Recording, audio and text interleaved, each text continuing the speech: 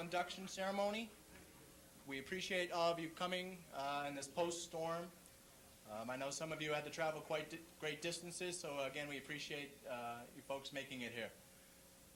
As you may know, our founder, Bill Chaves, who started this organization 4 years ago, accepted a position out in Denver, Colorado at the University of Northern Colorado as the assistant athletic director.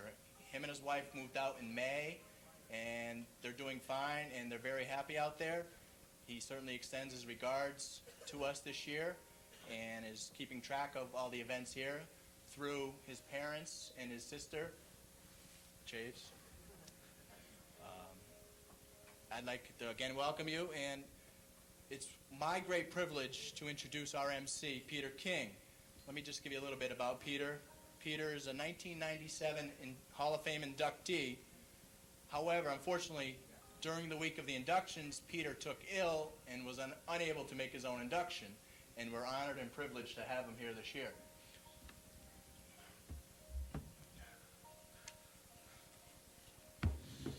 Athlete in soccer, basketball, and baseball, in 1975 graduate of Enfield High School. Peter is most renowned for his work in sports journalism. Upon graduating from Enfield, Peter earned his degree in journalism from Ohio University, where he was named top senior journalist. Peter is currently a senior writer for Sports Illustrated, as well as the magazine's football columnist. Prior to taking a position with SI in 1989, Peter wrote for Newsday and the Cincinnati Enquirer. His popularity and expertise has vaulted him into several television opportunities. For 2 seasons, 1994 and 1995, Peter was Monday Night Football's halftime correspondent.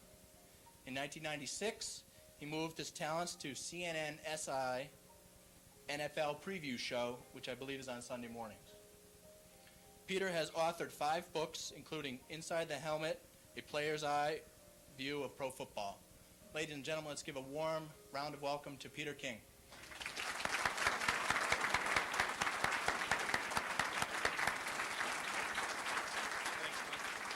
Also, I'd like to present Peter his plaque from 2 years ago. Thank you, Mike.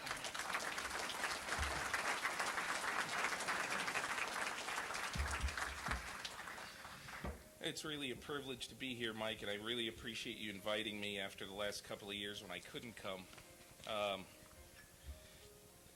You spoke of me as an athlete. That was about 80 pounds ago. I just saw Mr. Brummage out there. I can't call him Bob Brummage. I have to call him Mr. Brummage. Just can't call him Bob. He's not a Bob. He's a Mr. Cookie is Cookie. Bob is Mr. Anyway, but Mike, I really do appreciate you inviting me. Thank you, and thanks everybody for coming. And you know, I have such warm feelings about Enfield. When anybody ever asks me where I grew up, you know, these days, I say I grew up in a town, Enfield, Connecticut, and they say, oh yeah, that's the exit we usually stop at on the way to somewhere, on the way to Mount Snow or on the way. And I said, no, it was really a good place to grow up. And growing up here, you know, I just really feel like as a person and as a human being, it's just really about the most perfect place to grow up. At least it was for me. I was so well grounded, I think, from my parents that, you know, there was never a time where I ever felt like there wasn't anything that I could do. I mean, my kids kid me now. We were just kidding last night. I live in New Jersey, and obviously we had the storm. We had a blackout. We're sitting at the kitchen table, and my daughter Laura is a junior in high school. Says, will you just stop being Mr. Optimism? Laura's sort of Miss Pessimism, but you know, she's a junior in high school. You know that. But I just always felt here that, you know, growing up, everything was possible. When I was in 6th grade, I figured I wanted to be a writer. And so me and a friend of mine named Bill Miller, who I don't think lives here anymore, but we decided that we were going to put together a newspaper and distribute it in our neighborhood. So we did the newspaper, and my mother typed it. You know, my mother is here tonight, Phyllis King. Thanks, Mom.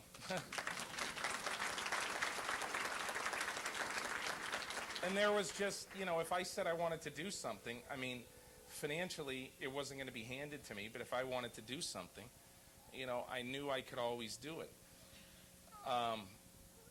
There are just so many fond memories I have, including some of when I was a high school athlete or trying to be one.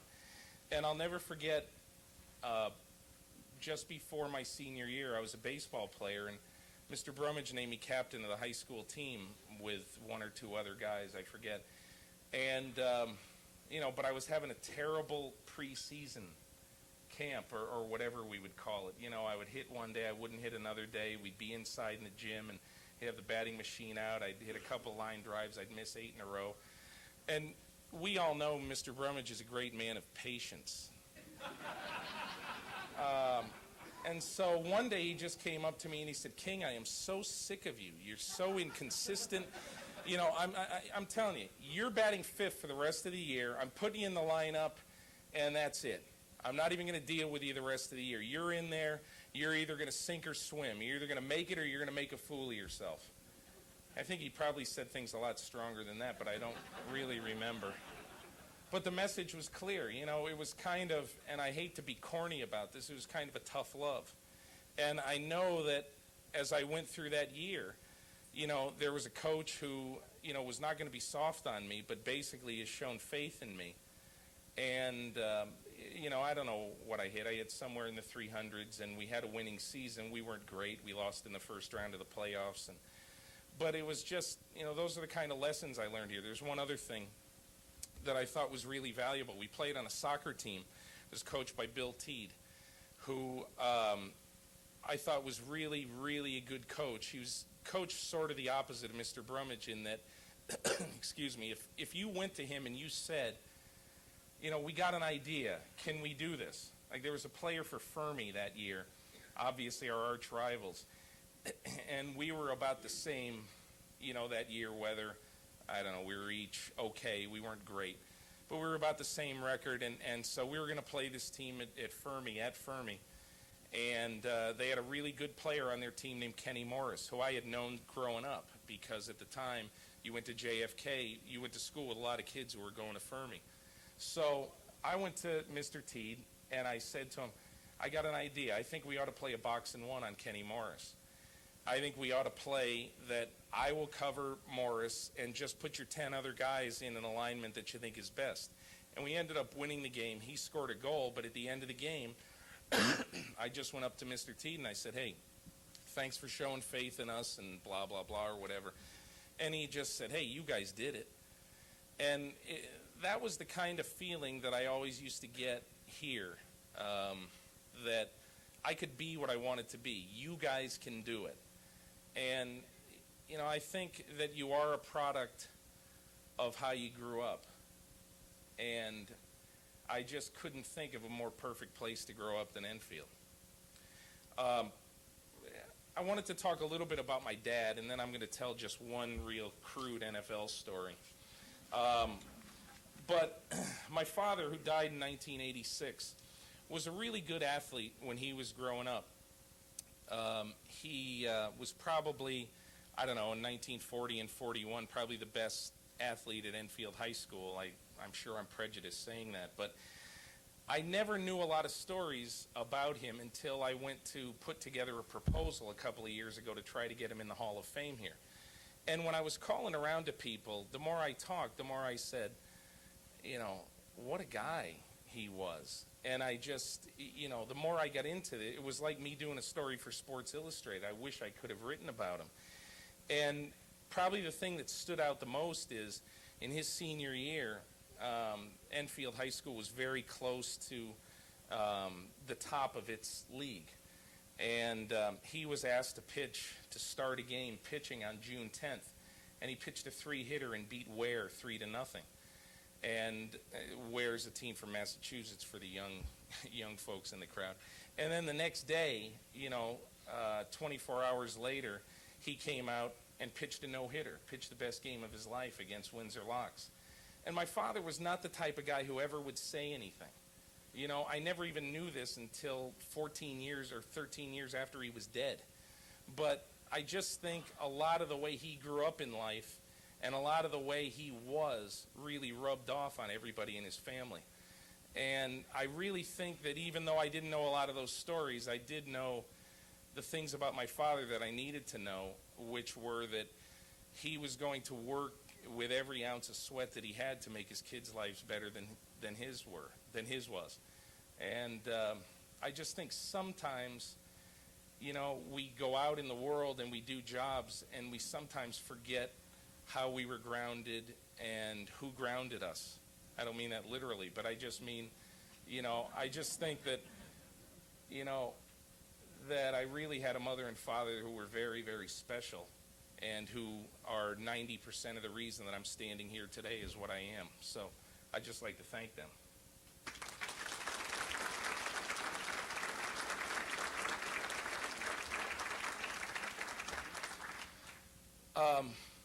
The job I do is so ridiculous.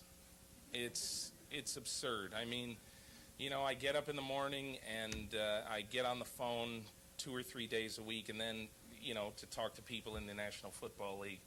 And then I go to a game every week. This week I'm going to see Nashville play Cleveland. I'm going to write about Tim Couch, the Browns' young quarterback. And, everybody always says to me, God, how did you get a job like this? What happened? I mean, how did this happen? And I think the only way that a job like that happens is that you work hard and you get a lot of breaks, which is exactly what happened to me. I got some incredible breaks. But I think one of the things that I always like to tell people when I'm talking about my job is that I try to be your representative in every locker room in the National Football League. And sometimes it's not really in the locker room, and I'll tell you a little story about that. I was assigned after the Super Bowl 3 years ago when Green Bay beat Denver in New Orleans. I was assigned to interview Brett Favre and to, sit down with him alone. And that's a difficult thing when there's 3,200 journalists from all over the world at the Super Bowl, and they also have editors who were saying, we'd like you to get a few minutes with Favre after the game. And I'll never forget this as long as I lived. I had spent some time doing a story on Favre in his house in 1995, and so he knew me and we were fairly friendly. And I told him after the game, I said, Brett, I got to get some time with you. Just give me 10 minutes. And he said, I just can't. I mean, it's impossible. Look at this. And there was just a crush of humanity outside the Superdome on him. So he just said, come to the party afterwards, the Packers victory party. So I went to the party, and I looked him, there was a wave of, 50, 100, 150 people around him at all times. So finally, I got close enough to say, hey, there's somebody who wants to talk to you over there, in that corner. It's pretty important. So he excused himself, he broke away, and so I led him away behind a door just like that over there, a double door in the Fairmont Hotel in New Orleans. And it led into the back, going toward the kitchen. And he says, what are you doing? What are we doing? I said, you got to sit here for 10 minutes and talk to me.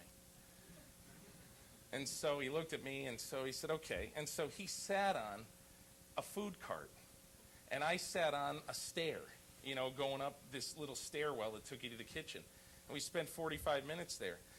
And, he told me what happened during the game and all that stuff. And so at the end of it, he said, how did you get me to do this anyway? And I said, I don't know. It was my job. I had to get you to do this.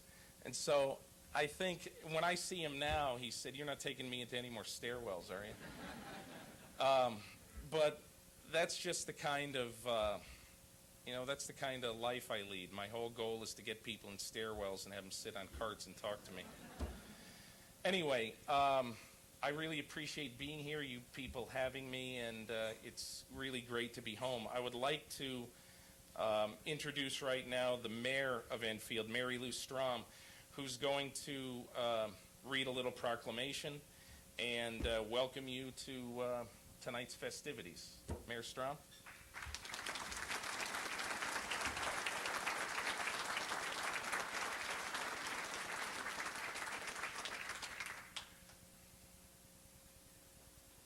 Thank you very much, Peter. Before I read the proclamation, it isn't often that one of the inductees you've known for a very, very long time. And when you read the biographies of all the inductees, it talks about their absolutely fantastic accomplishments, but you don't always get to know how they started. And I would just like to share with you something you will not read in one of the biographies, and that's the swimming career of Bill Ball. And I just want to let you know that he started at a very, very young age.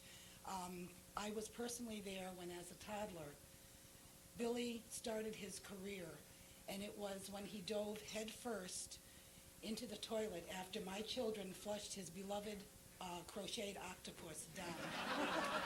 So I just thought I would share with you a little bit as to how he got his start.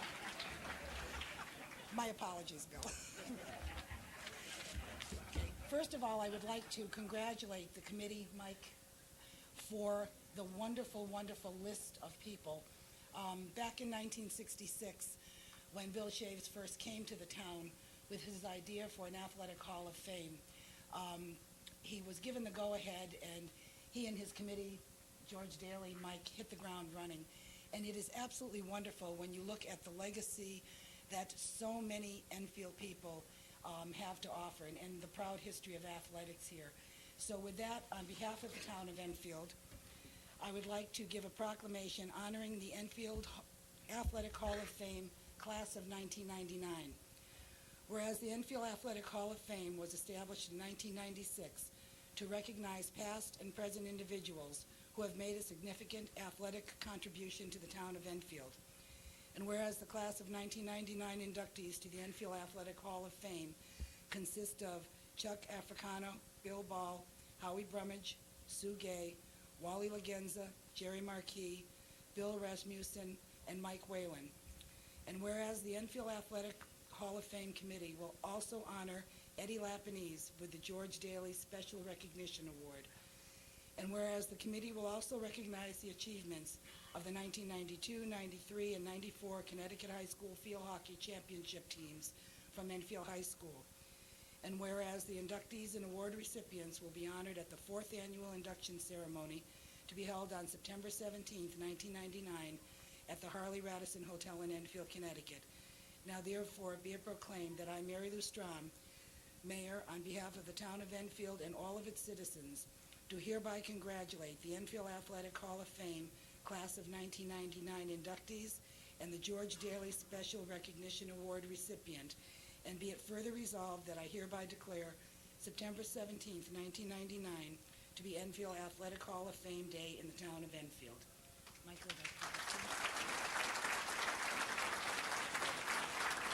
now I'd like to turn it back over to Peter Kelly.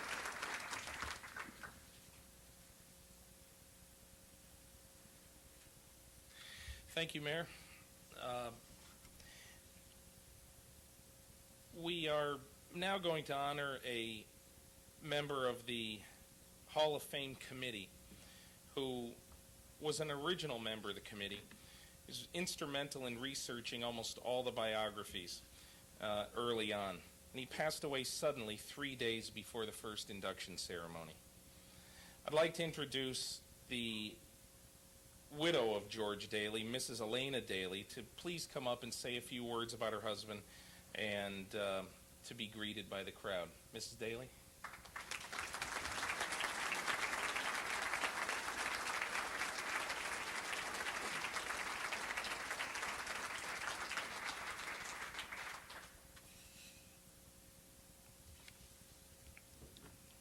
Thank you. I'm very nervous. My family and I want to thank Mike and the Hall of Fame Committee for establishing an annual award in memory of George. The town of Enfield is so lucky to have such warm and caring individuals. I would like to congratulate all the inductees who are here tonight, and I'm especially proud to be able to present the George Daly Award tonight. Thank you.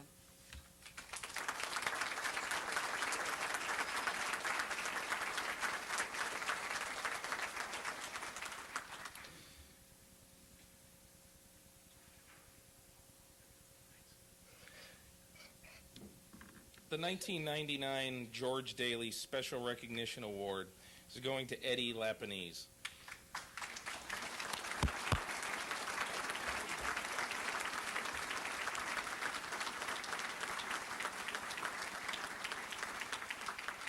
Mr. Lapanese owned Eddie's Sporting Goods and sponsored many youth and adult teams in baseball, softball, basketball, and football. He also coached and officiated numerous town leagues, including the Enfield Park and Recreation and the Enfield Parents Sports Association. He's the co-founder of the Enfield Flag Football League. He also served 6 years as commissioner of that league. He organized and was the chairman of the annual Brian Fisher softball tournament, which raised scholarship money for high school students. Let's give a warm hand to Eddie Lapanese. Eddie.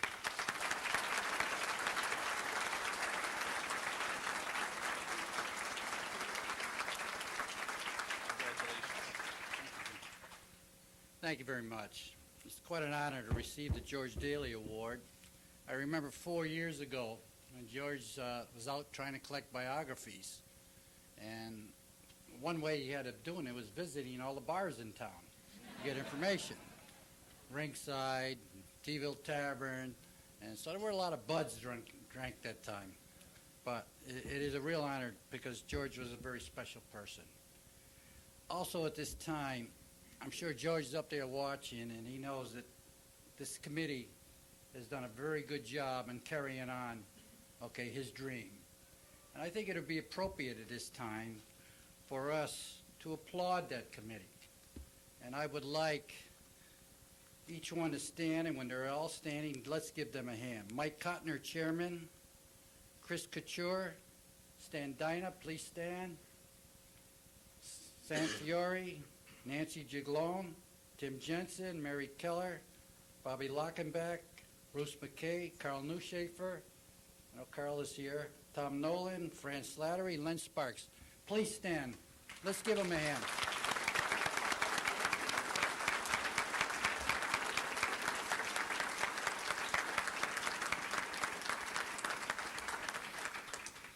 I would like to, at this time, dedicate this award to my wife, Regina, who is no longer with us. So I say, thank you, babe, and here's to you, babe. Thank you.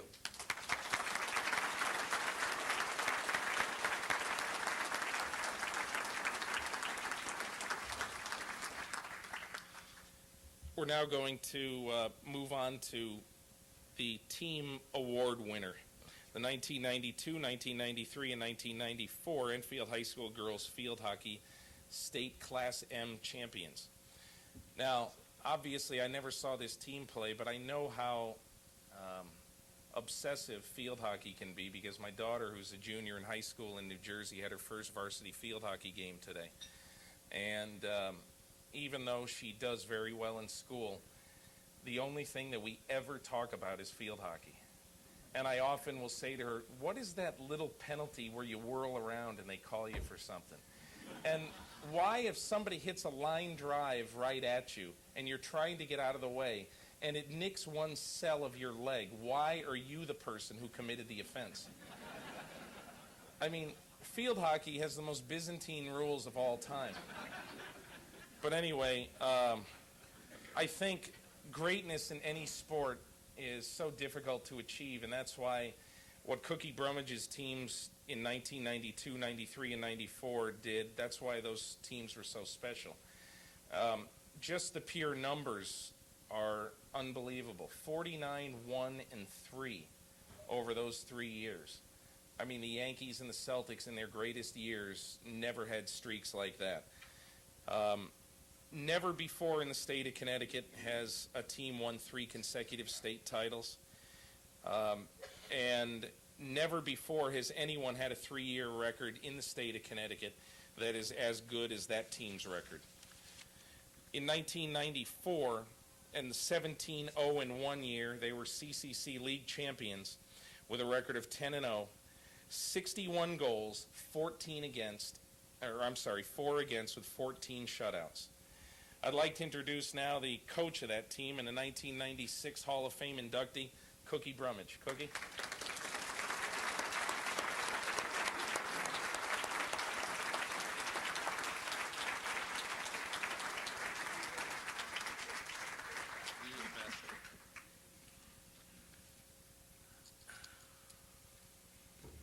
Thank you, Peter. I remember you as a very hard-hitting first baseman and also a great kid that used to spend a lot of time at our house. We had a lot of fun together. Yeah, we did. Thank you. The field hockey teams of 1992, 1993, and 1994 would like to thank the Hall of Fame Committee for honoring our championship teams with this special team award. We would also like to congratulate this year's inductees into the Enfield Hall of Fame for their many athletic accomplishments. The three teams being honored this evening are very special, not only for their success in field hockey, but also for their all-around accomplishments during their high school careers and beyond. When each class entered high school, I realized as their coach that they had potential to be successful. Our teams were made up of some very talented athletes as well as some lesser skilled athletes who far exceeded their expectations. Beyond their physical abilities, all the players of each of the 3 years were dedicated, highly competitive, and extremely motivated. They approached each season with enthusiasm and made sacrifices for what would be the best for their teams. Each player in that era gave the little extras to improve their skills and to do what was best for their team. They raised funds for camps or futures programs. They even made the Junior Olympic teams. Their efforts and hard work paid off not only in the success of our program, but many of them earned scholarships and had the opportunity to play at a higher level. Each year, we've tried to take our present teams to see college games, and it amazes our present kids to see the ability of their former players that went through Enfield High. We always come away learning something new about the game, and these little kids aspire to be like the kids that have gone before them. The players of these teams, of this particular era, have remained role models for our teams that follow. And I thank, from the bottom of my heart, these kids for staying involved. Whenever they come back and they come in to work out in the gym, they always have time to show the little kids something new or something going on. There were many firsts in this era. Our 1992 team was the first to ever play on a turf field in the finals, and they adapted to it magnificently. In 1993, we made our first preseason trip to Maine, and we became goodwill ambassadors and have a whole new friendship now with some of the schools up in Maine. We were fortunate to place 2 girls in this era as high school All-Americans, in Erica Johnston and Erica Hebert. So some pretty special things have certainly happened in this time. During this particular era, though, there's a lot of people behind the scenes that also made all this happen. Number one, I have to thank my partner and my assistant coach, Nancy Gigalone, Nancy Rivard Gigalone. Nancy was a perfect assistant. She also played on our other state championship teams. So she has been involved in all of the state titles that we've had at Enfield High School. Nancy was totally dedicated and very loyal and just was a great assistant coach. We also had great parents and great parent support in all 3 of those years. I mean, I remember times when, I'd ask some crazy things like, can we take your kids down to Windsor Locks to go on an indoor place? And there'd be a parent volunteering to drive. It was a great support system. We had wonderful year-end parties at Russ and Linda Tyler's houses for our championships. And I remember Jay Johnston and I going to his office at the library in town, doing up programs and end-of-the-year plaques with little special statements about each of the kids. So it was a total involvement. And for the school system and the town to decorate us in rings and so forth, it was a total pulling together. And I thank everyone involved in that. I know our T-shirt has lots of names on it, and there aren't really that many of us here this evening because of other commitments or kids that are out coaching or still in school. But we have a few of our little gang with us this evening, and I would like to ask all of them if they would stand to be recognized at this time. Christine LaFramboise. Chris was with us for 3 years, and Chris is now working at the Aetna in Hartford. Would you want to come up, honey? Would you come up, please? Also, I'd like to ask Ginger O'Toole, who was a senior at Massachusetts College of Pharmacy, if she'll come up. We had Ginger in our program for 2 years. We pulled her on board from soccer. She was a soccer standout, and she wanted to give field hockey a try, and she did a wonderful job with us. Also, if Pam Cuney would come up. Pam is a senior at the University of Connecticut, and she put up some phenomenal numbers as our goalie on 2 of those state championship teams. Step up, hon. And also, if Katie Tyler would come up. Kate is a senior at Brown, and Kate was also a member of the 3 years of our program. Thanks for coming up, honey. And where's my partner, Nancy Rivard? Let's get Nancy up here, too. Nancy Gigalone. And at this time, I'd like to call up Karen Hebert, who was a captain of 2 of those teams. And she'll speak, I'm sure, for Erica Johnston, who can't be with us tonight because she has a game with the Seven Sisters School. Erica is a assistant coach in charge of offense at Mount Holyoke. But when I call up Karen Hebert, Karen went on from Enfield High. She was a 4-year all-state player, which is pretty difficult to do as a freshman, sophomore, junior, and senior. 4-year all-stater for us. And she went on to be a standout at the University of Maine. She graduated from Maine in June, and I'm putting a plug in for the town. She is a health and physical education major, and I just hope we can get her in our system because I believe Karen will be another 3-sport coach. She will coach field hockey, basketball, and softball for the town, and she'll do a magnificent job. I called her back the other day, and she did a little work with our kids. We're having trouble hitting the ball real big, and Karen came in and had about 20 kids blasting shots from the 50-yard line to the end line. So, honey, if you'll step up, if you would speak on behalf of the players, we'd appreciate it. Thank you, darling. Okay, good evening. On behalf of the 1992, 93, and 94 Enfield High field hockey team members, we would first like to congratulate the 1999 inductees of the Enfield Athletic Hall of Fame. The team members would also like to thank the committee for honoring us tonight. These teams were built with many talents, and each of us enjoyed playing and had a strong love for the game of field hockey. Our success as a team couldn't have been accomplished without the hard work of Ms. Brumage and her coaching staff. It was an honor to be on a member of this team and a great honor to represent the town of Enfield. So once again, we all thank you.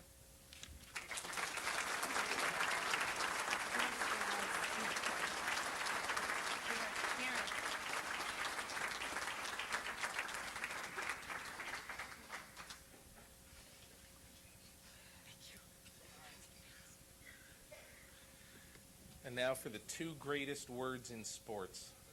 Let's eat.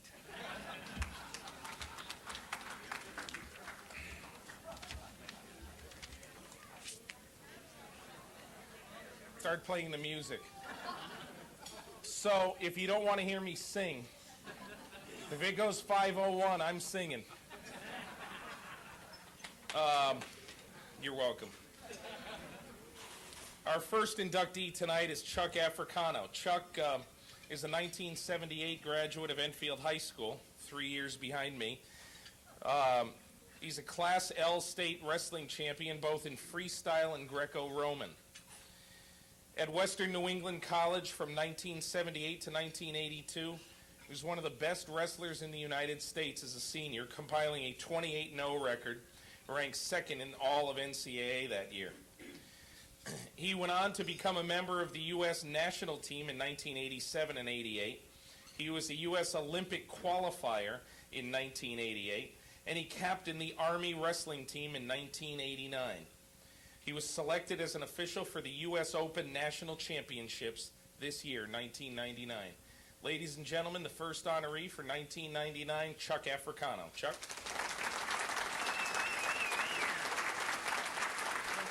Congratulations. Thank you very much. Well, I don't want to get whistled at, so I'll put this right here. I'd like to start by saying this evening, I'm honored and humbled to be here this evening. Humbled to be up here with some of these great athletes and people who have had outstanding contributions within this town, and honored to be recognized with people and friends and family that have meant so much to me over these years in the town of Enfield. As I begin, I'd really like to kind of reflect back and look back, not so much on accomplishments, but to thank those people who had such a big part to do with me being here this evening. First of all, I have to give credit to the good Lord for blessing me with family, friends, and the abilities to be up here this evening. Secondly, I'd like to thank, first of all, my two sisters, Arlene and Karen, two of the greatest sisters anyone could ever want. When I was growing up, no matter what I needed, they were there to support me, give me a ride, get me out of trouble, even come home and let me practice some wrestling moves on them. Usually I got the worst end of it. But no matter what, they were there to support me, and I couldn't ask for two more wonderful sisters. Then there was my grandpa Gus Savastowski, Jaju. From the time I was in Little League to the time I wrestled in college, he would come, sit quietly, and watch whatever endeavor I was doing. I would look over and just be inspired knowing that someone came just to watch me, just because they loved and cared for me. And so I really appreciated that. Next are the three people who probably did the most for my wrestling career, and those were my three coaches. When I started off in 9th grade, I was a little sopping wet 98-pounder. Coach Andrzejkowski at John F. Kennedy Junior High School took us in, was the kind of coach that was able to relate to young kids and young athletes. He made the sport demanding. We know what we were in for, but yet he also made it fun. And it kept us going and led us to go on to high school and other endeavors in the wrestling world, and I really thank him. Next, I think I was fortunate to have one of the finer coaches in the state of Connecticut, Coach Kirk Parker, as my high school coach. Not only did he teach me to become a better wrestler, but he was the first coach that I ever had that took me up, stood me man to man, and said, Chuck, if you want to be good in this sport, you can't stop treating it as fun and games. You're going to have to get tougher, mentally more disciplined, and work harder. And with those words, those kind of changed my life and excelled me, because at that time I wasn't even wrestling JV, and the next year I was able to get into the varsity team. And then third, I definitely had the most fortunate luck of having one of the finest coaches in the United States as my wrestling coach in college. Coach Bob Skelton took me, molded me. He was the first man to truly believe in me from day one. As I reflect back, he was demanding, he was hard. You know, the kind of coach, when you look back, you say, wow, I hated him then, but boy, look where he got me to. But that wasn't the reason he made myself and other athletes good. The reason he got the best out of his athletes is because he didn't treat us as part of his family. We were his family. And for that, I cannot thank Coach Skelton enough.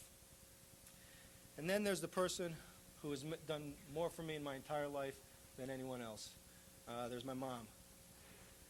She sacrificed everything for us growing up, whether it be Little League, treasurer of Boy Scouts, coming to me as my biggest fan. She did everything. I could be alive for 100 years and never appreciate everything she's done for me. Mom, thank you, and I love you very, very much.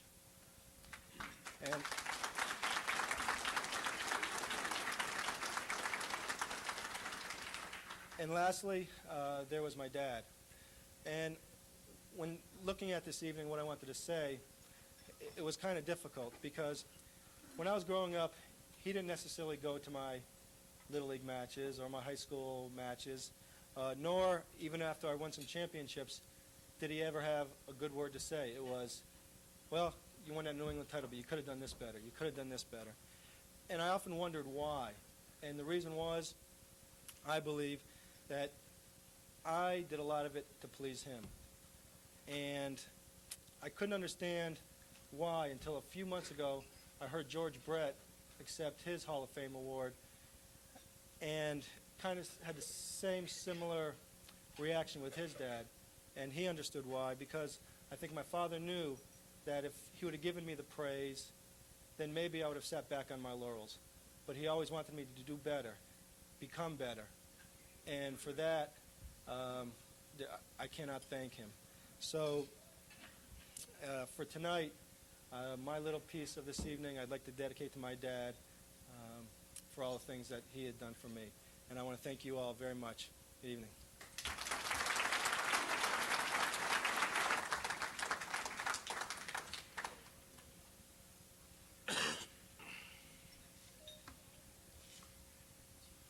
Way to keep it at the right time, Chuck. Yeah, the military guy. Our next inductee is Bill Ball. Bill was and goes down as one of the most outstanding swimmers in the history of Enfield. He's a 1983 graduate of Fermi High School. He captained the team in 82 and 83. Three-time CCIL champion in the 50-yard freestyle and the 100-yard breaststroke. At Southern Connecticut State University, he became the New England champion in 1986 and 1987. And at the NCAA Division II championships in 1987, he was sixth in the 100-yard breaststroke. He's the assistant swim team coach at the University of Connecticut since 1993. It's a pleasure and honor tonight, Bill Ball. Bill?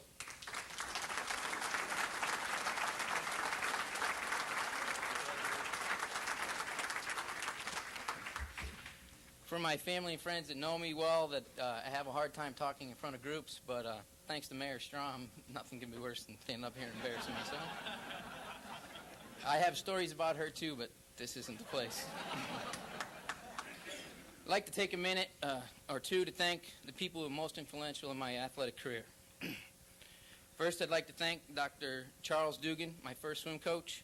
He challenged us every day while still keeping swimming fun and helping develop the love for the sport that I have today.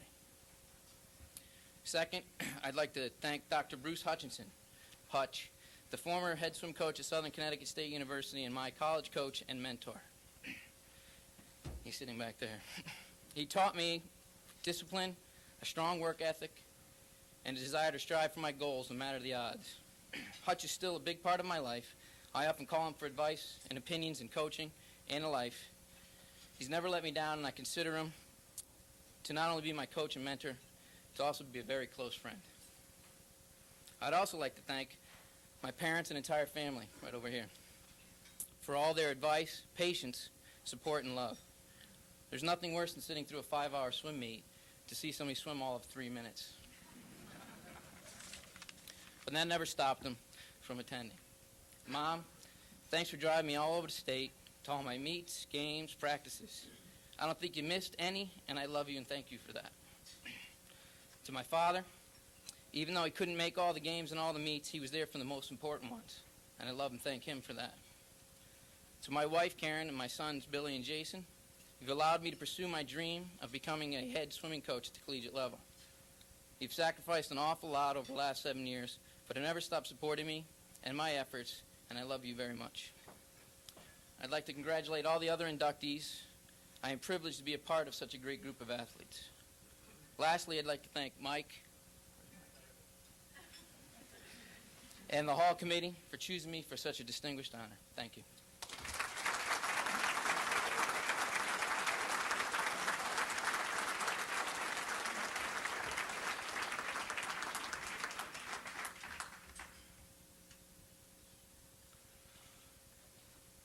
Mike, I think that Bill's going to have to get a special award. That's 2 minutes and 2 seconds right there.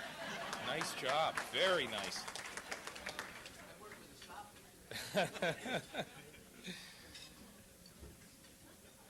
He now holds the record for the shortest speech in Enfield Hall of Fame history. Our next inductee is Howie Brummage. Born and raised in Enfield, he played baseball the first year that Enfield had Little League and the Senior League also. He was a 1957 graduate of Enfield High School, earned 4 letters in baseball, 3 in basketball, 3 in football. He was our Athlete of the Year in 1957. At Brown University, he was the varsity baseball center fielder for 3 years, including the 1959 Ivy League champion. He hit the first home run at Brown's new stadium in 1961. He's been a Little League manager and CYO basketball coach for many years, sponsored many sports for Enfield's youth. He also qualified for the 1999 National Senior Olympics in basketball. Howie Brummage, our third inductee in 1999.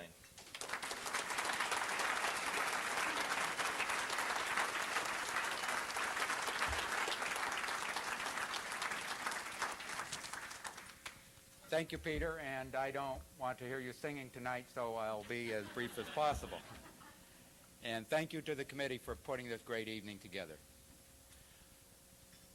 They invited me to play golf in their annual tournament this spring, and I had to decline, although I will accept next year, because I was afraid if they saw me play, they would have revoked my induction. I feel honored to have been selected for the Enfield Athletic Hall of Fame. And I'm proud to be joining men and women who I respect and admire, those who are already members and those who are being inducted tonight. And it's particularly special and meaningful for me to be inducted here in my own hometown where I've lived all my life. I can't begin to talk about all the wonderful experiences and memories of my 50 years or more in organized sports.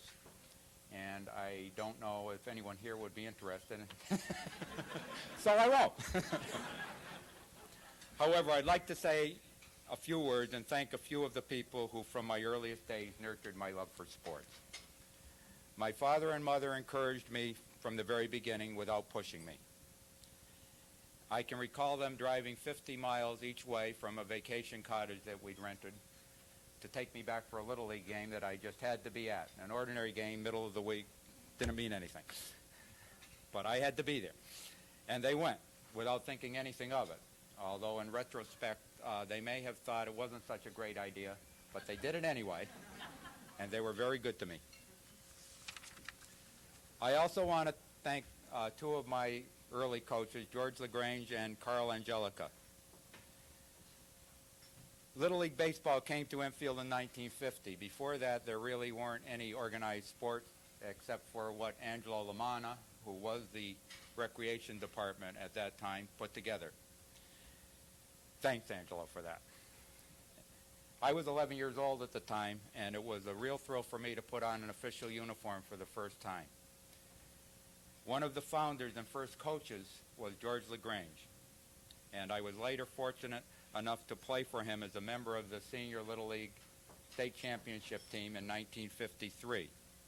I was 14 at the time and just beginning to find myself athletically. George had faith in me and showed confidence in me that season, and pretty soon I began to feel confidence in myself, and that carried forward for me. I played baseball, basketball, and football for Carl Angelica at Enfield High School. That was a privilege. He taught us the skills we needed to play, competitive play, very competitive play, the value of teamwork, and he did all this while treating us with respect. I think that combination had a lot to do with the success of his teams. Later in life, I coached youth sports here in Enfield, and I sought to emulate the example that these fine coaches and fine men taught me. And they were such a pleasure to play for, incidentally, as well, more than incidentally. I found it very rewarding coaching young people, and I hope to be able to get back to it someday soon. I'm still active in sports myself, and I find that the older I get, the more I enjoy and appreciate being able to play. I had a great time playing softball this past summer, and I'm looking forward to playing on a basketball team representing Enfield and Connecticut in the National Senior Olympics in Orlando next month. Thanks to my friend Bob Malley for putting that team together and sticking with it. I would say, however, that the greatest reward of my years in sports is the friendships that I've made. Some of them lifelong, some of them very recent. I enjoy and treasure them all. Finally, I'd like to introduce my family who are here tonight, some of whom have come from quite a distance. My son David has come from London, England. Dave?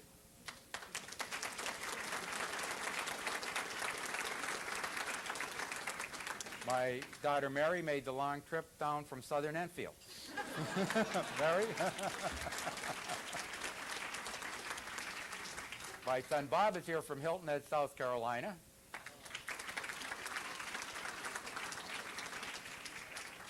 And my son John is here from Minneapolis.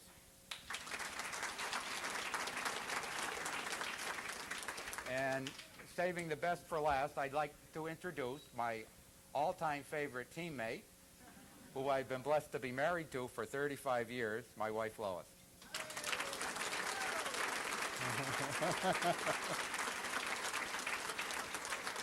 I'm very grateful for this honor. Thank you so much. I'll cherish it the rest of my life.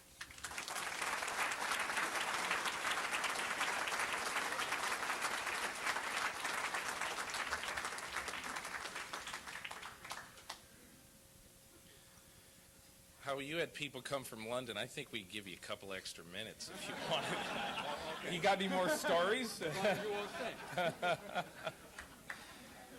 Now, I do have to just tell one golf story.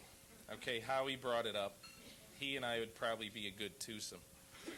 A few years ago, as a matter of fact, right after this Super Bowl I told you about earlier with Brett Favre, he was having a golf tournament in his home state of Mississippi.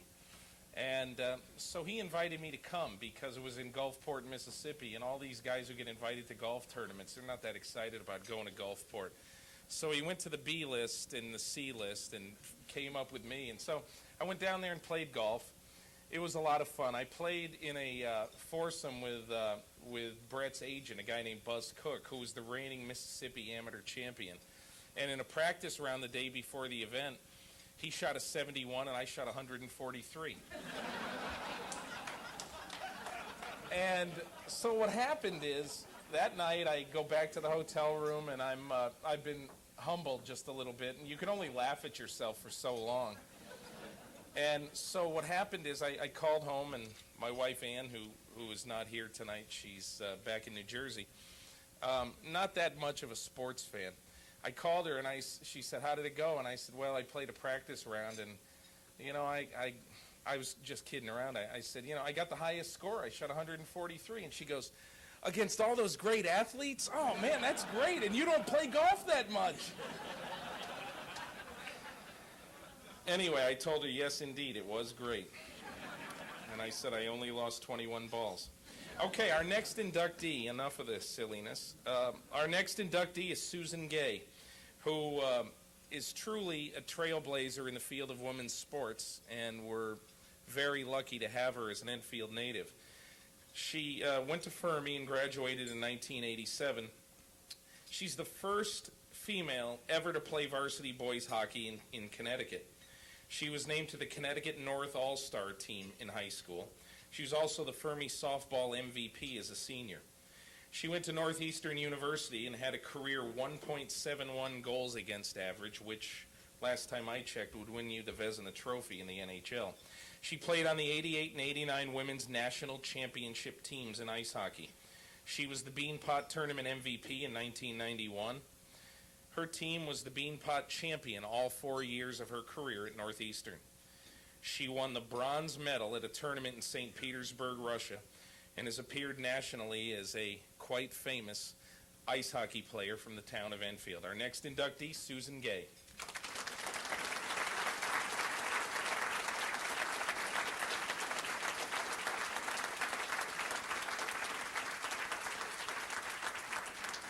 Congratulations. Okay. Let's see. Well, just want to thank. Sorry, I'm trying to make this short.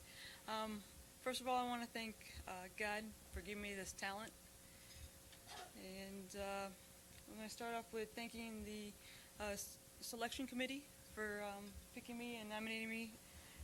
It is such an honor to be up here with some great names in sports. I also want to congratulate the inductees along with me.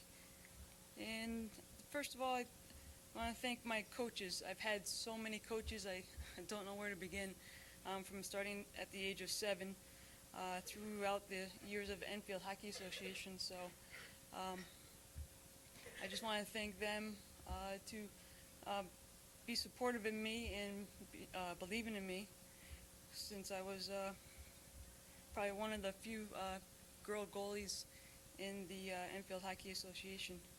I also want to thank my high school coach for giving me the opportunity to play in my high school as the first female goalie. And I also want to thank,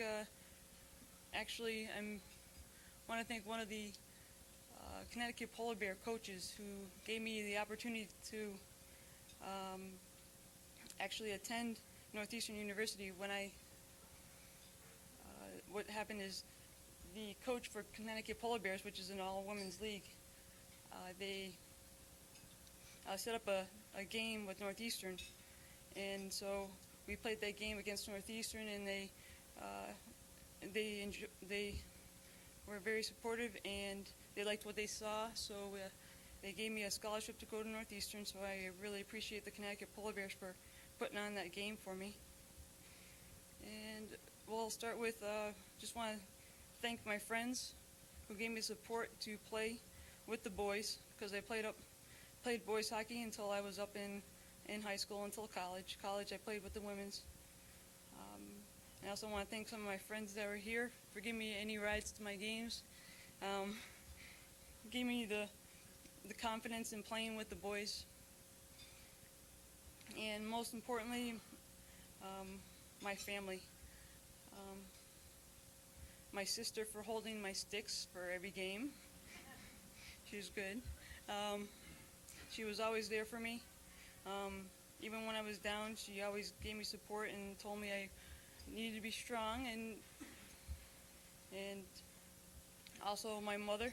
I want to thank my mother for sacrificing every 5:30 morning practice and everywhere in the state, driving me to every single game and being there for every game. And sorry about those pockets in your jacket for putting holes in those. And my dad for being there when he could, for being there for most of my games, driving me where I could, when my mother couldn't drive. And my husband for just supporting me through when I met him in college. He gave me support throughout college and sticking with me. And I just,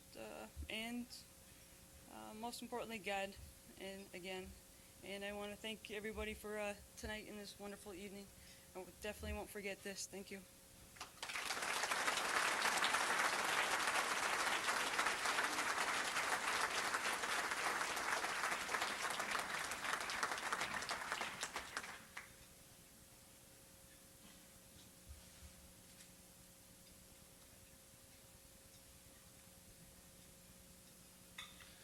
Our next inductee is Wally Lagenza. He was a scholar athlete at Enfield High School, graduating in 1934. He's a coach and manager from 1934 to 41 for St. Adelbert's and also for Bigelow Sanford in the AAA Industrial League. He was instrumental in advancing the cause of a lot of different athletics in the town of Enfield. He was a catcher for Troy's Garage, called by Casey Stengel the best semi-pro team that I've ever seen. He established and operated an outstanding club silhouette semi-pro baseball team and later coached many baseball and basketball teams in Thompsonville. He was a pioneer in devising unique methods and techniques for improving athletic skills. He and his brother Ray, who was inducted 2 years ago, are just the second set of brothers to be enshrined in the Hall of Fame, next to Kenny and Augie Gush. Accepting on behalf of Wally Lagenza tonight, his daughter, Dr. Cynthia Lagenza.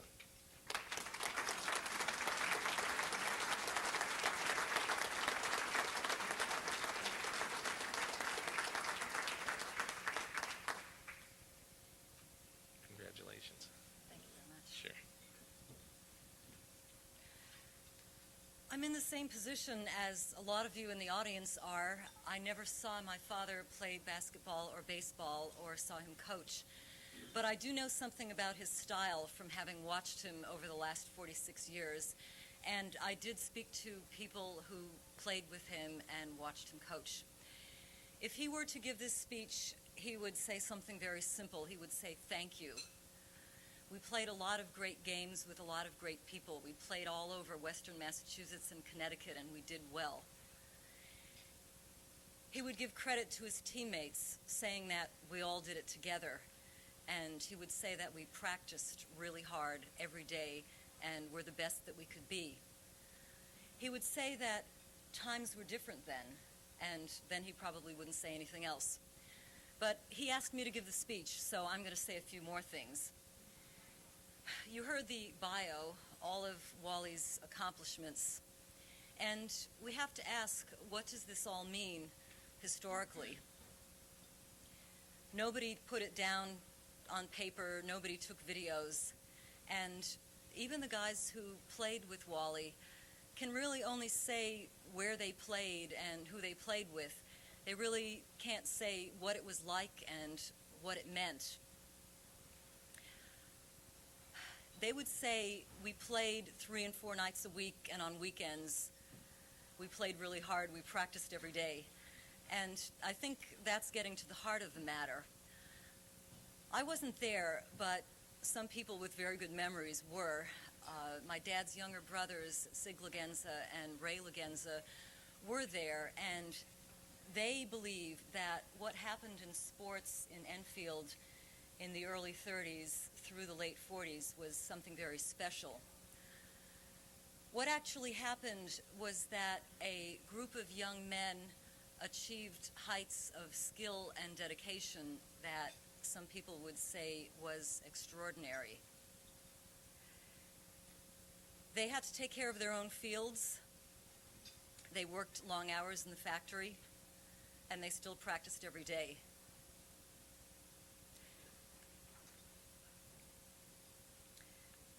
They did well in school, even while they played.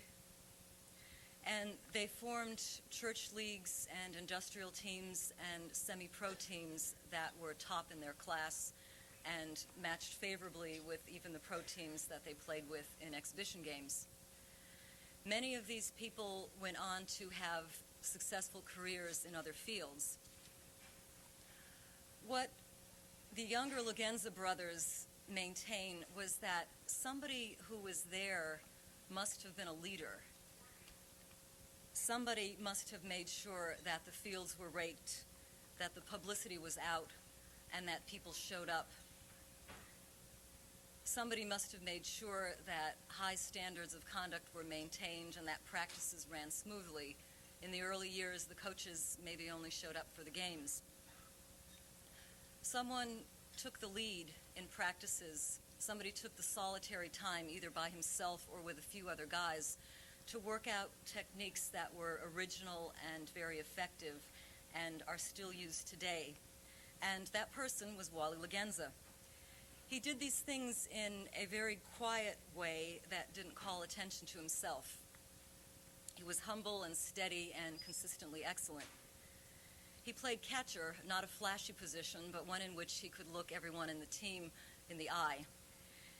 He coached with composure and respectfulness and was certainly always out to win, and he usually did win.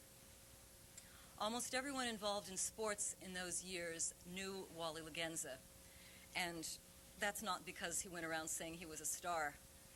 He led and inspired people without their really knowing that they were being led and inspired. And he didn't even call himself a leader.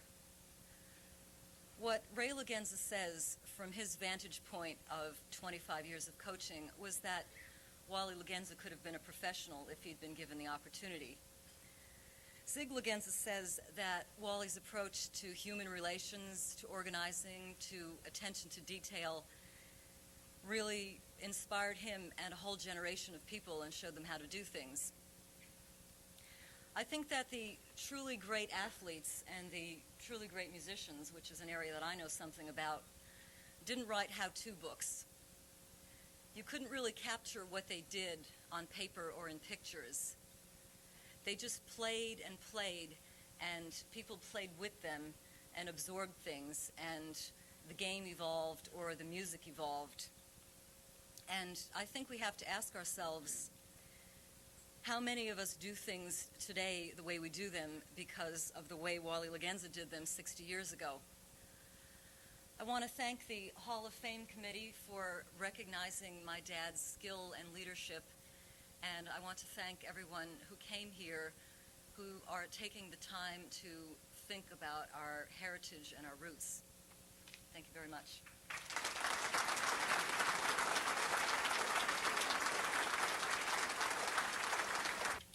Our next honoree is Jerry Marquis. He's an auto racing driver who's compiled over 200 victories in various racing divisions since 1973. He's won 20 track championships at 4 different speedways, and he clinched his most recent title, the SK Modifieds, at Stafford just a couple of weeks ago in September. He holds the record for most wins in a season at Riverside and was only the second driver to win 3 consecutive Riverside Modified championships. He was the Northeast Regional Winston Racing Series champion in 1991, voted most popular driver in 91 and 92. And he recently reached agreement to drive in the Busch South Series in the year 2000. He's been very active in supporting many Enfield area youth programs and charities, including the Cub Scouts, the Pinewood Derby Race, and the Muscular Dystrophy Association. Ladies and gentlemen, our next honoree, Jerry Marquis.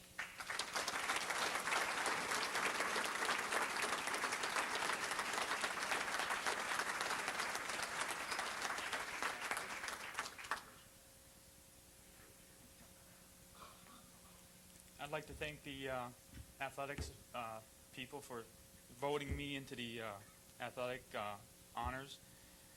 First of all, I'd like to say that I don't do this too often, so I'm a little nervous, and I'm the first one to be inducted into the hall for trying to get out of school early than rather staying in school. It's true. I mean, I went to school, and they had a program that they gave to us for going to work real early. Well, I used to get out of school like 2 hours early. I'd be going back to the shop where my dad had a shop in Enfield, and I'd be going in the backyard working on my race car.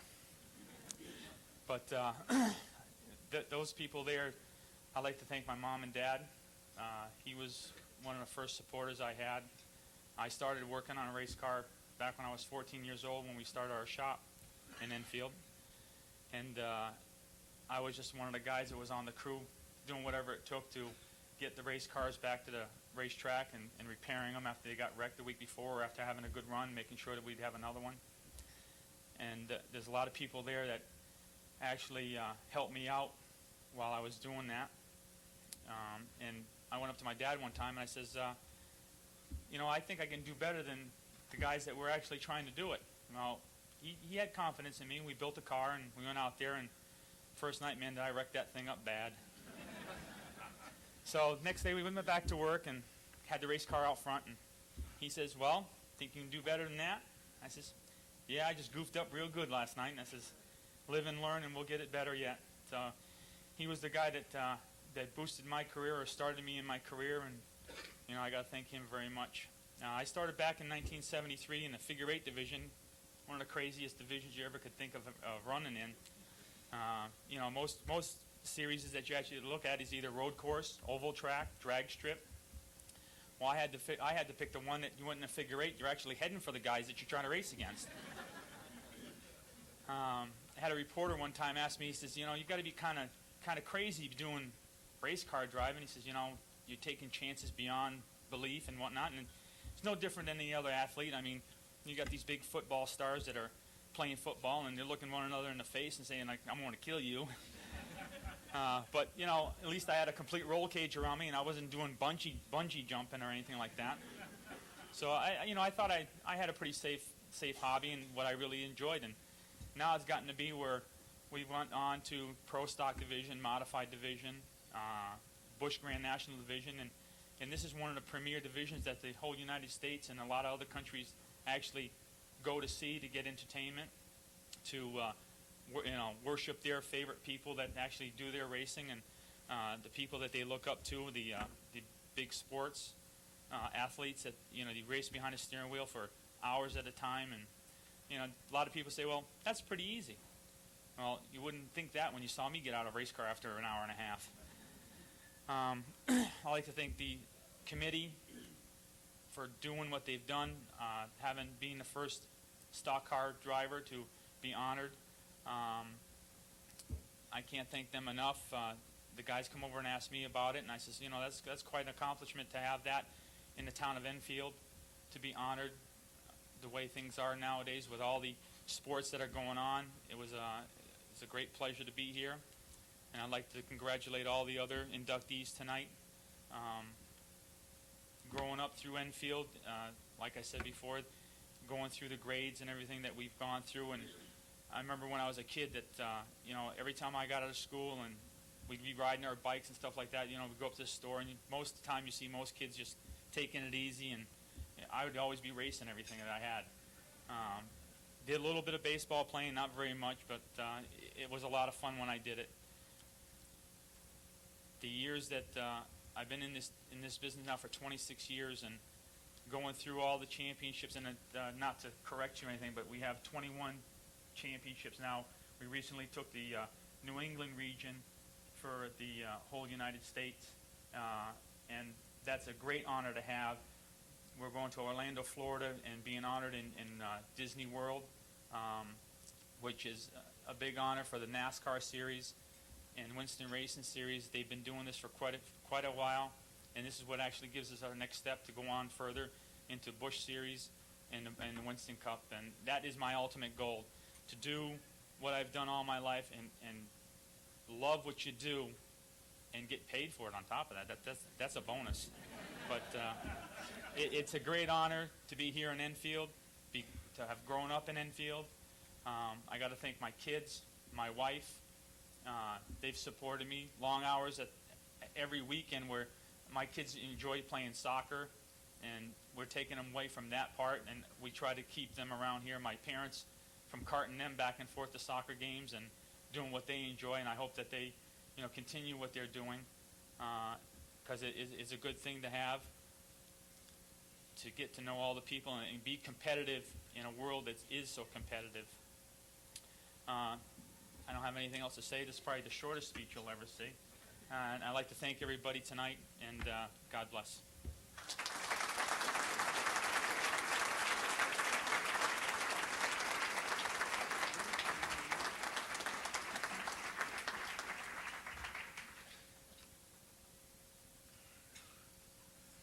Actually 5 minutes and 52 seconds, but because other people have run short, we're not going to penalize you.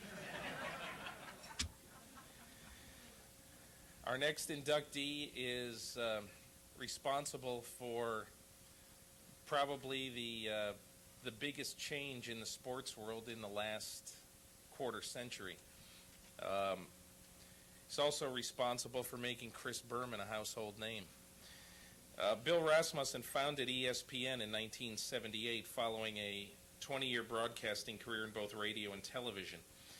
He was the communications director and play-by-play announcer for the New England Whalers from 1974 to 78 while living in Enfield.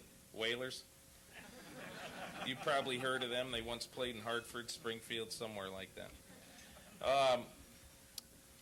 USA Today 5 years ago called him the father of cable sports, and my august publication, Sports Illustrated, I think stunned a lot of people when they picked the 40 most influential people in sports in the last 40 years and picked Bill Rasmussen as number 29. He was inducted into the Connecticut Sports Museum and Hall of Fame in 1997. And just a couple of words about Bill that wouldn't be on any resume.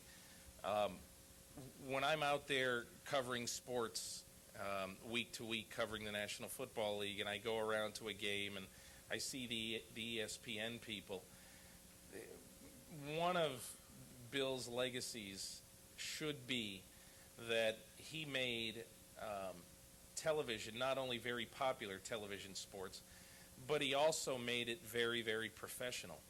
You know, for a long time, sports reporting, and I know this personally because a lot of people who I formerly worked with, you know, considered sports reporting to be kind of the toy department of journalism. But I think one of the things that Bill has done in forming ESPN and in hiring a lot of people who went on to hire in later years some of the best sports journalists in the world, you now just don't get, you know, you get Berman's nicknames, which are great, and you get a lot of fun times on it, but you also learn more about sports than you ever have in any period of American history. And I think that our next inductee deserves a big hand for that. Bill Rasmussen.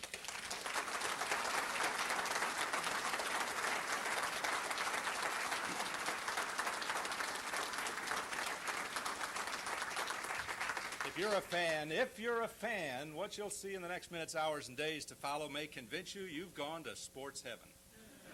20 years ago, we had a few relatives in Peoria, Illinois watching, and somebody else, maybe some of you, I usually ask, but I don't want to embarrass anyone in Enfield, who watched that first night. There were not very many viewers. Today, ESPN is closing in on 80 million viewers on its main, the mother ESPN, as they call it, the first one, and they have 5 other networks, as you know. But more importantly than just a wacky idea for 24 hours of sports, without knowing every single person in the room, I can stand here and confidently say that those words launched a television era that impacted the way every single person in this room watches television today. The younger folks in the audience might not realize that in 1979, when ESPN went on the air, there were no 24-hour stations. None, zero, period. ABC, NBC, and CBS went off the air at midnight. I know. I used to work at Channel 22, and I would read the signature sign-off at 1 in the morning about the effective radiator power, and then they'd play the national anthem. Following morning, John Quill would do the early weather over the test pattern. Remember the test pattern? Those of you who are old enough to remember? I know. Well, John's still there, yeah. No more test pattern, though. Now the networks go all the way. HBO in 1978 was on the air 5 hours a night, and I'm frequently asked when I speak at places, well, how did it feel to go on the air after Ted Turner? Well, guess what? Trivia question that you can stump all of your friends with. ESPN went on the air September 7, 1979, CNN January 10th, 1980. And I love to tell that to people, but I have yet to be able to tell that to an audience when Ted Turner is in the audience. He and I had a lot of fun in those early days because all we were preaching was let the viewers program for themselves. They can watch movies, news, or sports when they come home. Fully a third of America doesn't work the normal 9-to-5 day. So that's what we would go around. And I'll tell you, in 1978, when people really thought we were crazy, this was before we had shown them anything, we would show up at a street corner, and if 5 people stopped, we'd hold a seminar and say, do you have cable? Here's what's coming in cable. And we'd talk about all of this. It sounds a little bit of an exaggeration. We literally went to a cable convention in 1978 in Las Vegas, at which they had a new programming seminar. We had 7 people on the panel and 5 people in the audience.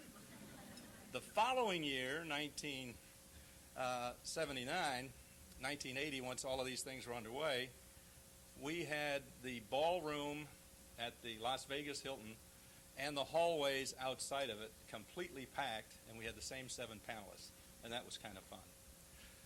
But to get back to what's happening here in Enfield tonight, first, of course, I'd like to add my congratulations to all of the inductees. I have to stand here before you and admit something that no one else has had the nerve to say. I'm the only non-athlete in the outfit. You have to get somebody up here.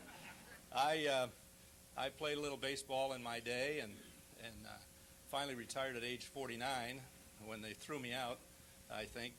But I did have some fun playing with my 2 sons one season together in an organized league. And my second son, Glenn, played for some of you may remember Glenn, played for the Enfield, the Enrico Fermi hockey team, and he was a golfer of some skill and played on the golf team as well here in Enfield. And our daughter also went to junior high school here in Enfield.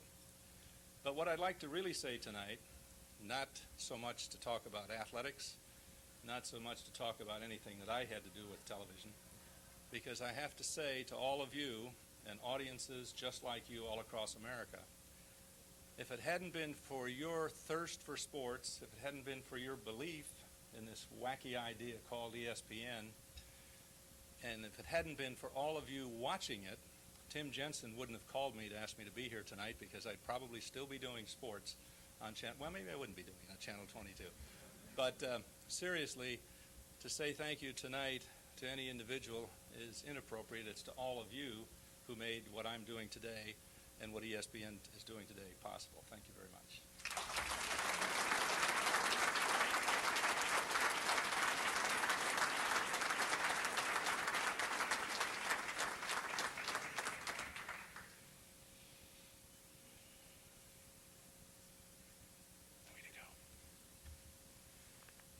Our next inductee is Michael Whalen. Michael graduated from Fermi in 1978. That year he was the state class double-L high school heavyweight wrestling champion. That year he had a 28-1 record. He was all CCIL in football and wrestling.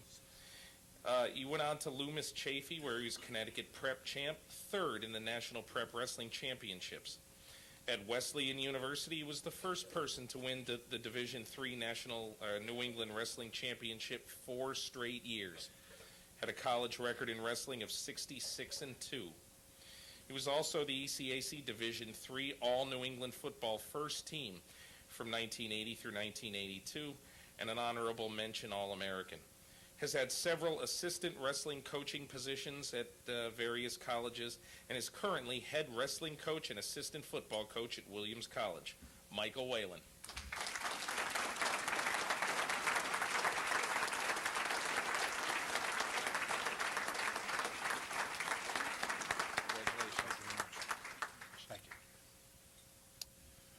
It's really a pleasure to be here tonight. I think this is a tremendous event, and I think a lot of credit goes to the committee for what they've established. And as a coach, you go out and you talk to high school athletes, and you recruit them, and you try to get them to come to your school. And oftentimes they ask you, well, Coach, where did you play, or what are your roots? And as Peter alluded to earlier, you're very proud when you say you come from Enfield, because there is a lot of tradition here. And I think that having an organization like the Enfield Hall of Fame, these people deserve a tremendous amount of credit for what they've done, what they've established. And I think it's a great thing for the youth in Enfield to be able to strive for something like this organization. And I'd just like to take a moment and give these people a great hand.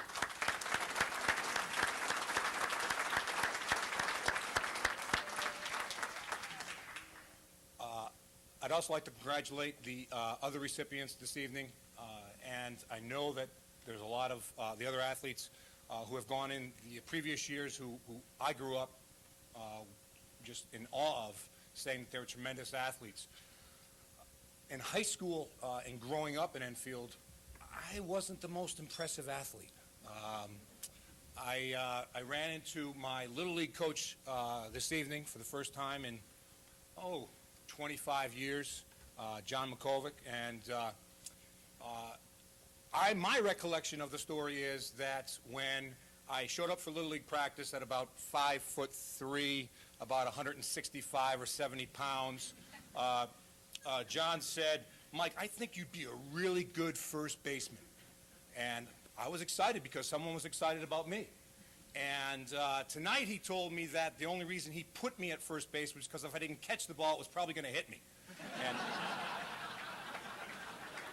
And at that point, we had a fighting shot to make a play. I appreciated John holding off telling me that 25 years later. But I was a late bloomer, so to speak, and I give a lot of the credit to what I've achieved, both in the classroom and on the athletic field, to the coaches that I had growing up. And I can remember being a chubby 8th grader at Kosciuszko Junior High School, and Ed Mantenuto, who some of you may remember, a fireball of a coach, just a tremendous motivator, kind of pulled me aside one day and he said, "Mike," he said, "you're going to be a football player. You don't know that yet, but you're going to be a football player." And I kind of think back and I remember that, and I remember what those words meant to me. And as we progressed, I ended up becoming somewhat of a football player. And my first wrestling match was in 9th grade, and I got pinned in 12 seconds. And then I went out for the basketball team. And to this day, Tom Snipe, who was the basketball coach, feels that he started my wrestling career because he cut me.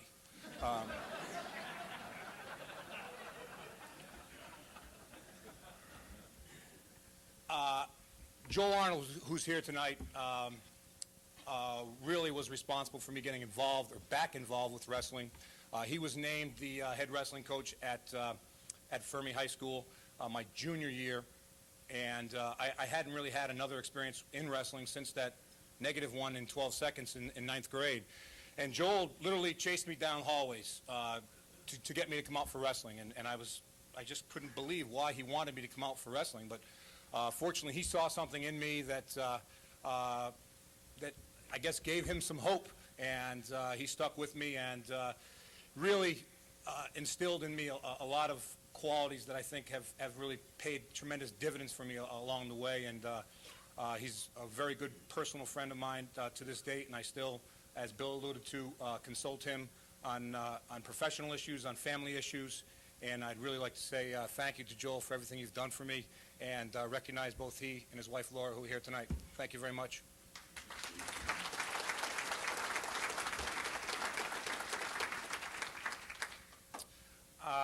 I'd also just like to recognize my parents, Bud and Joan Whalen, who are sitting over here.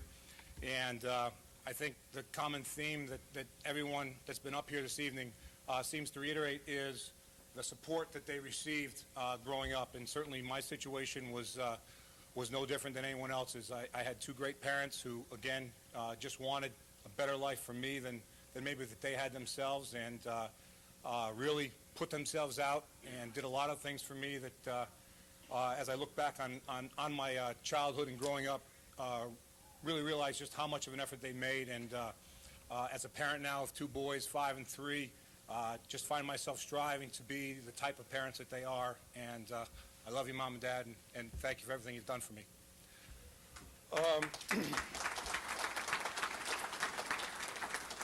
And finally, I'd like to thank my wife, Karen, who's been my rock for the last 7 years.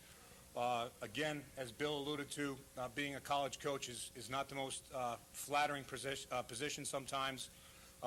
There's tremendous highs and tremendous lows, and there's traveling, and there's busy weekends. And my wife was a professional when I met her. She was an assistant athletic director. We left that school, pulled her out of that job. She became an assistant admissions director. We left that school, pulled her out of that job. And now we're at Williams, where we've settled in a great place with great people.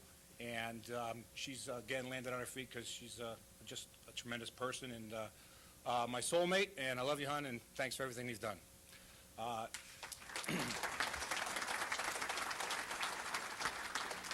In closing, again, I'd like to congratulate all the recipients this evening. Thank you for everyone that's here. It's great to see a lot of the faces that I haven't seen in a long time, friends, coaches, even parents of friends. And I wish everyone well in the town of Enfield, and I hope this great tradition continues for several years to come. Thank you.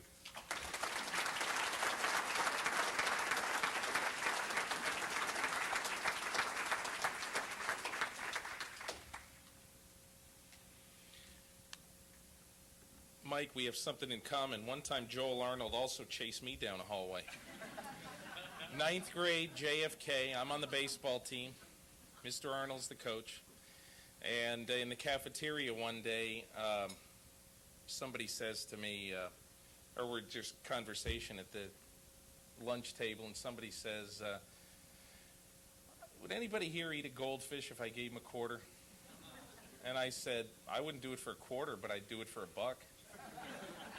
So somebody somewhere in the school had a goldfish. I don't know where it came from, but the goldfish appeared, and I started seeing people were getting excited about this. And I said, okay, anybody who watches this has to give me a quarter. So I ended up with $5.25. I ate the goldfish.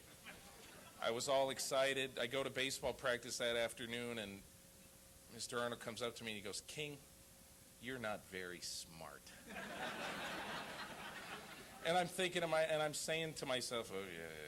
But I'm thinking to myself, yes I am. I got $5.25. Never tasted a thing. Anyway, my work is done now. I want to thank everybody for coming tonight, and thanks for inviting me, and it was a pleasure to be here. I'm going to introduce somebody now, Len Sparks, who's going to say a few words and then introduce a little slideshow that he's put together.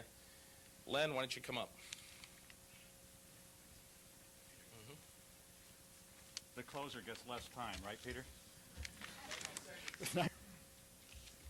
The primary mission of the Enfield Hall of Fame in our mission statement says in part that our objective is to provide a common ground of recognition for significant athletic contributions by individuals with a recognizable link to Enfield. Now that common ground was really brought home, I think, on the first induction ceremony that I attended with my son, and we met a high school young man who was in high school with my son and was a neighbor of ours, and we asked him what his connection to the Hall of Fame was, and he said, well, his grandfather was being inducted. And as we talked, he related that he knew about his grandfather's accomplishments playing sports in the 30s and the 40s, and he'd heard some stories, but when he was inducted and when they put in the information for him to apply, more stories came out and other people came out, and his grandfather began to remember a lot of other things and shared more stories, and there was more of a family sharing and a sharing with the community of his role in sports. And I think that's what it's all about, that we're learning more. And I can tell you that I was at the first meeting of the Enfield Hall of Fame when it was first established in 1995, and quite honestly, we struggled with how many people can we induct and how long can we last. We thought maybe if we inducted 2 people a year, we may get up to 10 years. And thankfully, we were proved wrong, and today, in our 4th year, we still have 250 applications to review. And I think that's a good reflection on the town of Enfield and a number of people that really have made a contribution as athletes and role models in the field of athletics.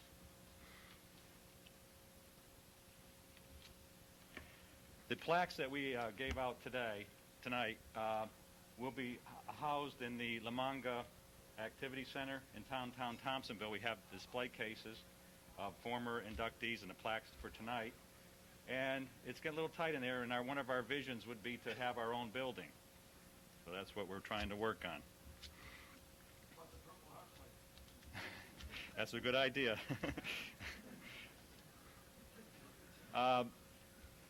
In addition to the induction ceremonies, the Hall of Fame committee also sponsors a golf outing in May, and Howie can play next May. And so can Peter if he wishes to.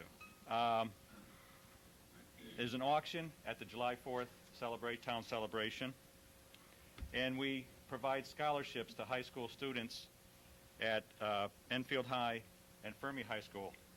This year we awarded scholarships to Tammy Repass at Fermi and Shelley Gooford at Enfield High School. The membership to the Hall of Fame committee is open. It's not a closed committee.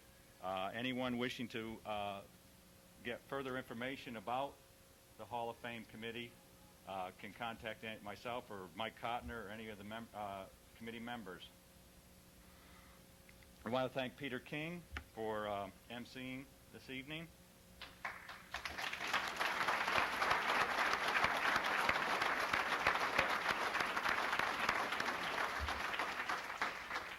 I'd like to thank the Harley, soon to be Radisson, or Harley Radisson Hotel for the meal and the facilities this evening. And our new cable company, Cox Cable, who is taping the festivities tonight, and they will be shown, I believe, the last weekend in October. We also we're thankful for the support of the town of Enfield, for Mayor Strom and the City Council, and all the sponsors and contributors who have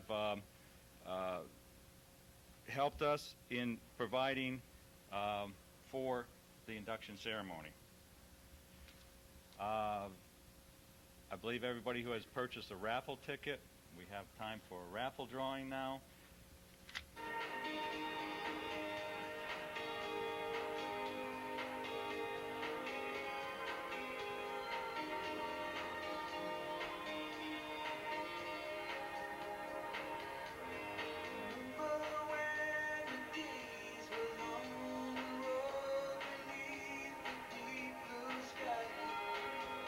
Didn't have a care in the world, but mommy and daddy's dead.